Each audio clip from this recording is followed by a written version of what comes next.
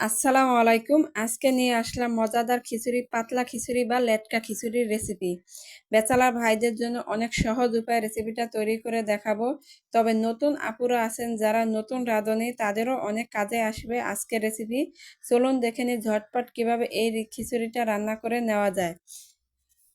পাতলা খিচুড়ি রান্না করার জন্য আমি একটা হাঁড়িতে অল্প পরিমাণে তেল দিয়ে এতে দিয়ে দিচ্ছি কিছু পেঁয়াজ কুচি আর কিছু রসুন কুচি। পেঁয়াজ আর রসুনটা আমি এখন ভেজে নিচ্ছি। পেঁয়াজ আর রসুনটা আমার লালচা কালার করে ভেজে নেওয়া হয়ে গেছে। এখন আমি পেঁয়াজের ভিতর দিয়ে দিচ্ছি পরিমাণত লবণ, আর দিয়ে দিচ্ছি পরিমাণত হলুদের গুঁড়া, মরিচের গুঁড়া, দিয়ে দিচ্ছি বাটা মশলা, আদা বাটা, জিরা বাটা, পেঁয়াজ বাটা, রসুন বাটা 4 চামচের মতো। এখানে কিন্তু আমি রসুন বাটাটা একটু বেশি দিয়ে দিলাম, যেহেতু খিচুড়ি করব সেজন্য খিচুড়িতে রসুনের পরিমাণটা একটু বেশি দিলে স্বাদটা বেড়ে যায়।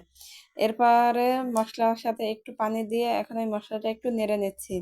এরপর আমি এতে দিয়ে দিচ্ছি কিছু গরম মশলা, দারচিনি, এলাচ আর লবঙ্গ দিয়ে এখন আমি মশলার সাথে মিশিয়ে ভালো করে মশলার সাথে গরম মশলাটা কষিয়ে নিচ্ছি। গরম মশলাটা কষাতে কষাতে যখন মশলার সাথে কষিয়ে একটা ফ্লেভার বের হবে, এই পর্যায়ে আমার মশলাটা কষানো হয়ে গেছে। এখন আমি মশলার ভিতর দিয়ে দিচ্ছি পানি।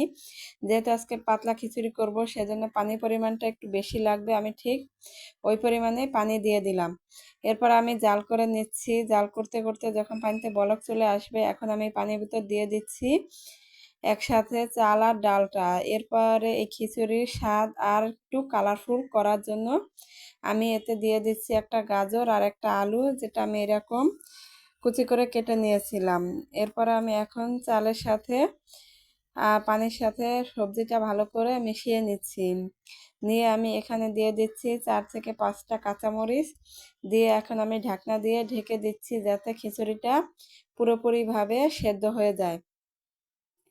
মূলত আজকের এই খিচুড়িটা আমার রান্না করা ব্যাচেলর ভাইদের জন্য, যারা প্রবাসী তারা এরকম খিচুড়ি খেতে পছন্দ করেন কিন্তু রান্না করা ঝামেলা মনে করেন দেখে রান্না করতে পারেন না। মূলত তাদের জন্য আমার আজকের রেসিপি। এরপরে আমার খিচুড়িটা পুরোপুরিভাবে সেদ্ধ হয়ে গেছে, চাল আর ডালটা গলে গেছে। এখন আমি এই খিচুড়িতে একটা বাগার দিয়ে নেব।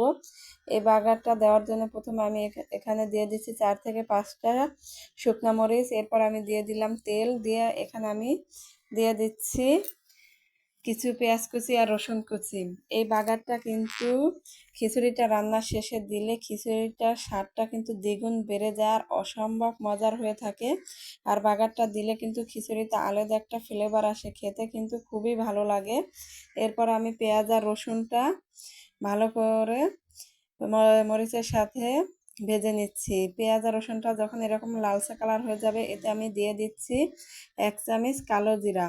এখন আমি কালো জিরাটা পেঁয়াজের সাথে ভেজে নিয়ে বাগারটা আমি তেল সহ খিচুড়ির ভিতরে ঢেলে দিয়ে দিলাম। এরপরে আমি দিয়ে দিচ্ছি 2টা টমেটো কুচি। টমেটোটা আমি আগে দেইনি, তাহলে গলে যেত, সেজন্য আমি খিচুড়িটা রান্নার শেষে টমেটোটা দিয়ে দিলাম যাতে গলে না যায়। এখন আমি বাগারটা টমেটোটা খিচুড়ির সাথে মিশিয়ে নিয়ে আরও কিছুক্ষণ জাল করে নিলেই হয়ে যাবে আমার আজকের খুবই অল্প সময়ের মধ্যে মজাদার পাতলা খিচুড়ি। যারা এরকম পাতলা খিচুড়ি খেতে পছন্দ করেন, আশা করছি আমার তাদের কাছে রেসিপিটা ভালো লেগেছে। যদি ভালো লেগে থাকে তাহলে অবশ্যই ফ্রেন্ড অ্যান্ড ফ্যামিলির সাথে শেয়ার করবেন। আল্লাহ হাফেজ।